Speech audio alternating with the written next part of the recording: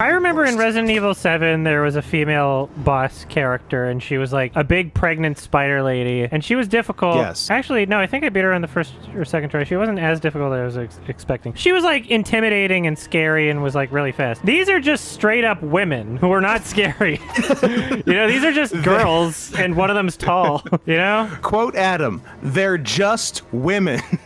They are. They're just I'm not normal arguing. girls, and one of them's tall. Yeah. Show me the some, scariest like- boss of all. So- a show me some tall scary girl, shit. Not a pregnant spider.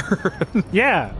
Jogo, I thought that you guys were like trolling. There's literally an article headline I think that says they're Resident Evil not producers trolling. says Village was balanced based on feedback that Resident Evil 7 was too scary. Like, really though? I legit believe it. I mean, based on what I've seen from this game, I believe it. What do you think? Okay, this is What from do you say? What do you think? VideoGamesChronicle.com. It was always our goal to create something that anybody can feel comfortable playing. When we develop a new Resident Evil game, our goal is not always to make it scarier than the previous title, but find a balance to deliver a scary but fun experience for players. Too scary. Well, this isn't scary. None of it's scary. Some of the That's feedback because the last we one was too received scary, so this one's less scary. regarding Resident Evil 7 was that it was too scary to play. In one regard, that's exactly what we were striving for, so it's a huge compliment for us. But at the same time, it was always our goal to create something that anybody can feel comfortable jumping in and playing. So we eased up on the tension curve relative to Resident Evil 7 Biohazard so that players aren't in constant fear. Why do you think There you go. the HD remakes of the second and third game were so successful, though? They made those less scary, right? No. Oh, I was mistaken. Thanks for making the game less scary. I mean, we can all agree the last one was too scary, so I'm glad they toned it down for